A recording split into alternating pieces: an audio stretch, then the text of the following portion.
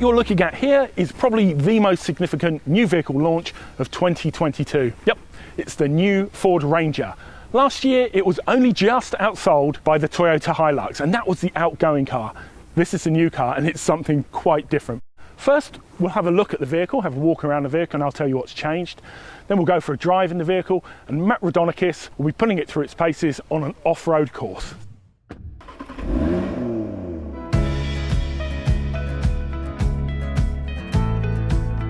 Under the bonnet of this WhichCar version is something that customers have called for a long time. A really powerful 184 kilowatt, 600 Newton meter V6, a 3 litre. This is the range-topping WhichCar. There are also a 125 kilowatt single turbo 2 litre with a 6-speed automatic, and also a 155 kilowatt bi-turbo with the 10-speed auto. This one packs a 10-speed auto as well. Just looking at the car, it's clear that a lot has changed from the old car. Ford canvassed opinion from buyers around the world, and the theme they kept coming back to was that they wanted the car to look tough. And they certainly delivered on that. If you look at the front of the vehicle with the grille bar and the C-clamp headlights, that mirrors a lot of the big Ford Utes from America. And the volumes in the front of the car are clearly a lot bigger. It's a lot more macho. If you look at this shoulder line that runs along the front to that corner at the front, when you sit in the car, you see those corners and it feels a bigger, beefier car. It's not actually that much bigger than its predecessor. The wheelbase goes out by 50 millimeters and the track front and rear by 50 millimeters. So it's not a dimensionally vast car, but it just feels a bit more substantial and a bit more planted.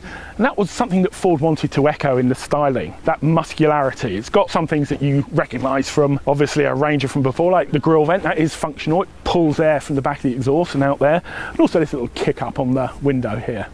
This WhichCar version, it's got the silver roof bars and the silver step here, and that's mirrored with this silver bar here, and this is functional. You can strap stuff to this, you can tie stuff to this, you can mount stuff to this. There are some really thoughtful touches about this car. Ford asked people how they use their vehicle around the world, because this goes to 180 markets. So they were asking people how they put a bike in the back in Thailand, how they use the car in Brazil, how they use the car in America. And it's full of these little thoughtful touches. If you look on the side steps, you'll notice hex grip. That also features on the back bumper to denote a place where you can step up onto the car, and also with these little cutouts in the side bumper so that you can get up and look into the tray bed really easily and safely. You don't have to stand on a wet tyre or a wet alloy wheel. It's as simple as that. You've got this Ranger stamping in the back, and this mirrors the shape in the doors. There's also that C-shaped motif in the lights that mirrors the front.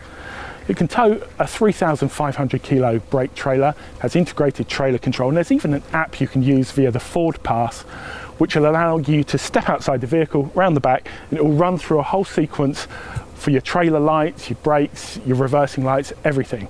So you don't have to find somebody who'll stand behind your trailer and check that everything is working for you. So let's have a little look in the back. This one, the WhichCar comes with the full motorized shutter. There you go, you just reach in there and open that up. The tub is fully lined, as you can see. I'll just jump in. Unlike the previous Ranger, this one can hold a full-sized Euro pallet, so the tray is subtly bigger. It has 6 tie-down points, and it also has these movable cleats. What's more, Ford has thought long and hard about how people actually use their trailer bed, and it's included these points here where you can easily divide the trailer to stop your gear clanking around. It's really well thought out.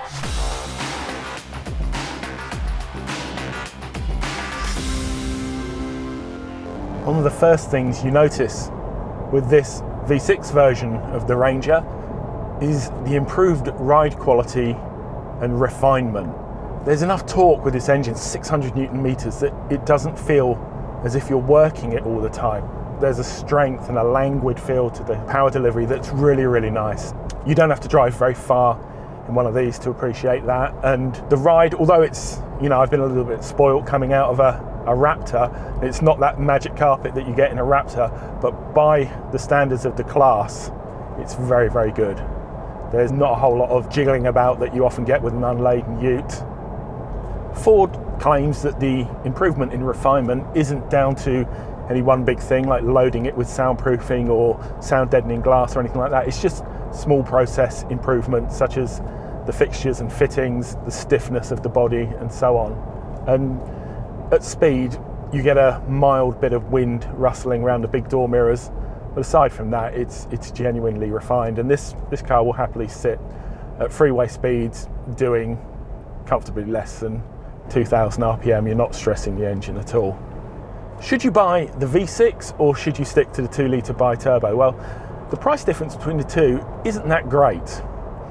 Ford has improved the 2-litre bi-turbo. The gearbox, for example, has a new torque converter and there's new drive logic on it.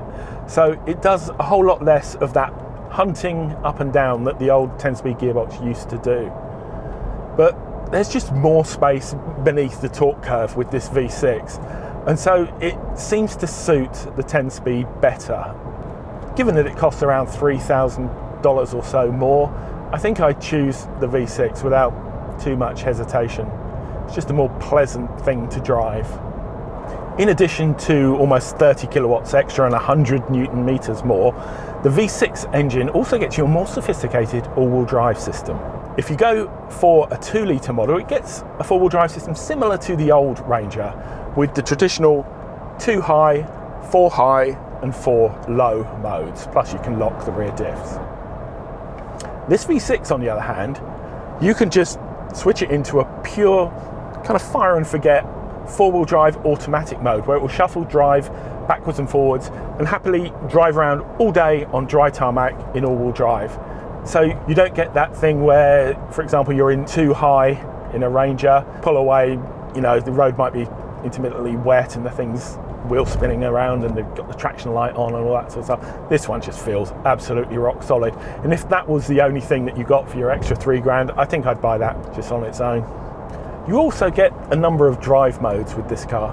You don't get anything particularly sporty. You have to spring for the Raptor for that. But it starts out in a normal mode. You've also got Eco, Tow Haul, and that will hold a gear going up a hill and likewise down a hill when you're towing a trailer. There's Slippery, Mud and Ruts, and Sand. So there's a whole load of different drive modes that you can play with in this vehicle, and they're pretty effective. We tested them out in some fairly horrible conditions. This thing just shrugged them off. It was a genuinely impressive off-road. This one's running on some fairly aggressive tyres in this Wild Track trim, and whilst you reap the benefits of that off-road, you'd kind of expect to have additional noise coming into the cabin on-road, but they're really, really good. So these Wrangler tyres.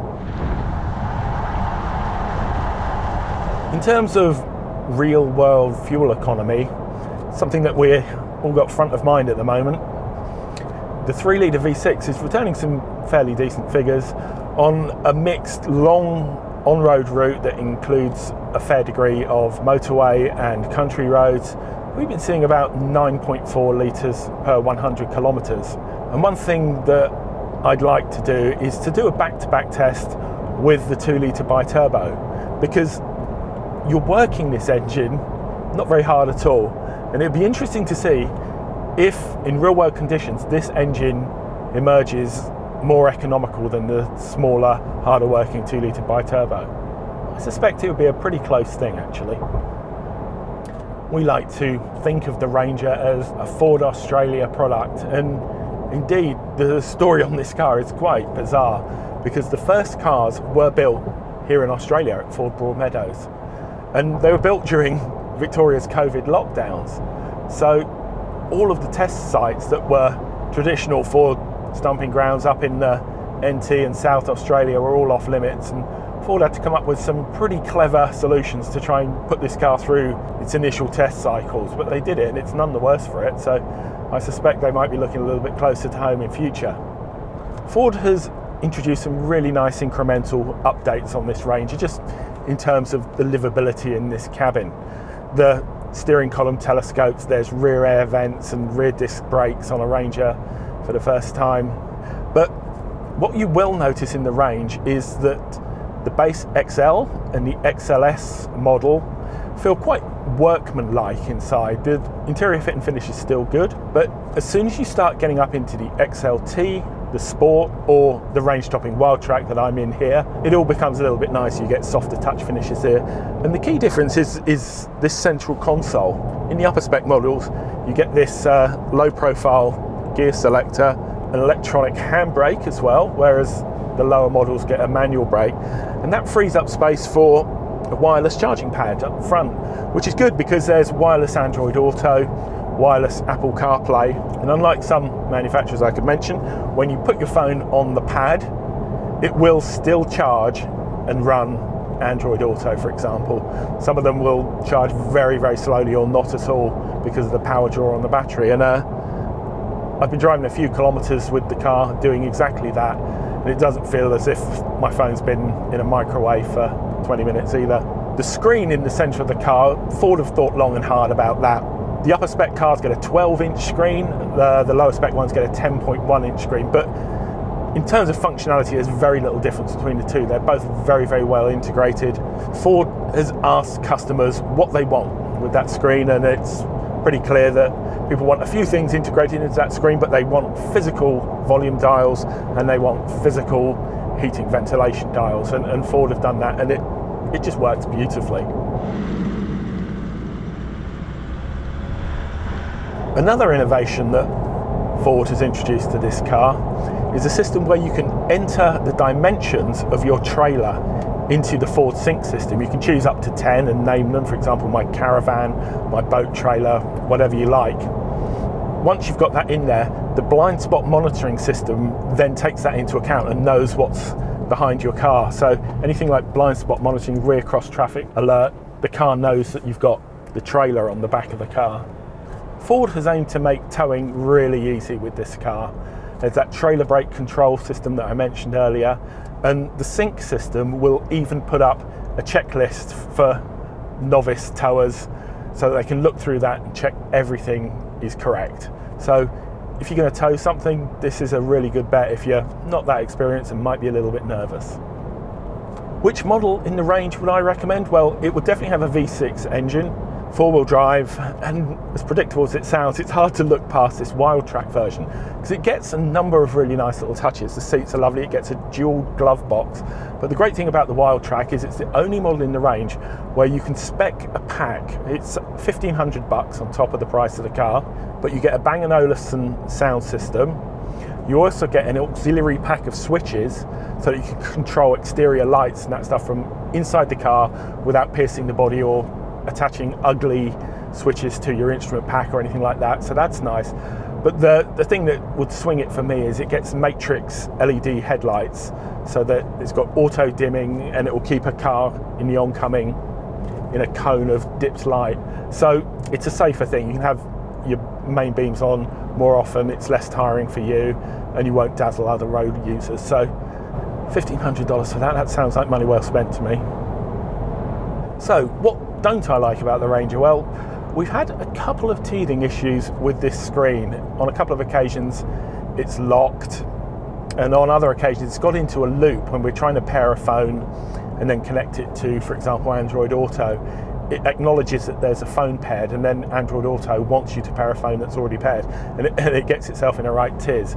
So I think there might be a couple of teething issues around the infotainment system. On the whole, in terms of functionality, it's really, really good. And these are very early cars, I'll give Ford that. But cars are coming into the dealer this week. So it'll be interesting to hear if you have any issues with the infotainment system. The other thing that I could mention is the dial pack. It's almost infinitely customizable, but I'm a little bit old school, and as much as I like a full digital dial pack, I'd quite like a bigger rev counter, because you can set the thing up to show a tachometer, but it's a tiny little weedy bar on the left hand side that's a bit half-hearted. I think if Ford had put a bit more effort into that, I'd have preferred that, but on the whole, the legibility of the instruments is very good. Another admirable thing about this new Ranger is that Ford has really committed to offer as much safety equipment throughout the range as possible. It's not like you've got to spend big to get a car with a decent safety provision. There's 9 airbags in every single model. including an airbag that erupts and prevents the front passenger and the driver clashing their heads together. It feels very, very reassuring on the road. The ESC system is excellent. There's a whole suite of safety systems, blind spot monitoring, rear cross traffic alert, and so on. It also has a quite zealous lane keep assist, and I actually prefer driving the car with the lane keep assist off, because if you just edge close to the line, like, you'll feel a slightly sort of gelatinous, gluey feel to the steering that's not that great. And once you switch that off, the steering is really, really good. So Ford have engineered a great steering system in this car, but the lane keep control can disguise that fact.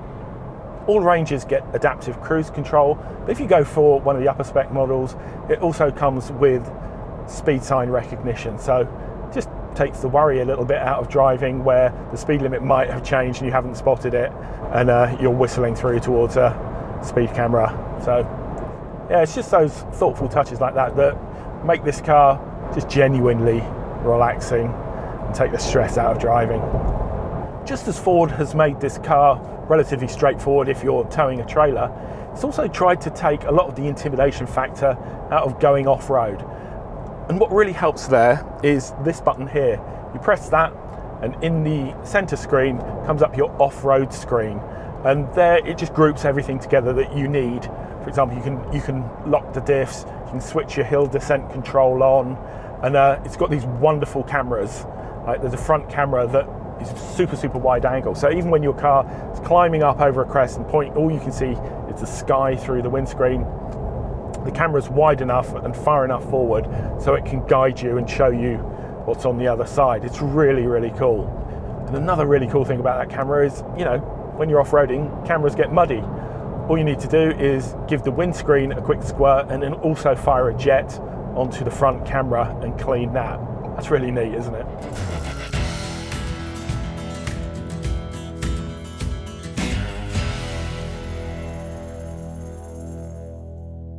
I hate to use the term game changer, but really this V6 Ranger is exactly that. There's nothing like it anymore except for the yet to be released V6 Amarok, which is going to be very similar, as we know. But with the old Amarok disappearing, this car is really setting the standard now. And as a vehicle that is already Australia's best-selling four-wheel drive ute, this thing is only going to get better. A couple of things I have noticed that are different driving this next-gen vehicle is, as soon as I got in, I could feel that extra distance between myself and the front axle. So they've added the extra 50 mils of wheelbase between the firewall and the front axle, basically, and you feel it sitting back here. When you turn the car, it's a little bit slower, a little bit less direct. As with the older Ranger, the steering is nicely weighted. It's light when you're off-roading or in a car park and all that sort of stuff. When you're on the highway, it firms up just enough to make it comfortable and give you the feedback you really want. So that's the 2022 Ford Ranger, a much improved version of the 2021 car, which, let's not forget, won virtually everything we put it into last year. If you're going to spring for one of these, I recommend that you spend the extra $3,000 or so and get the refined and powerful 3-litre V6 engine with its much improved 4x4 mechanicals. So keep checking back, like and subscribe Wheels for much more exciting Ford Ranger content that we've got in the pipeline.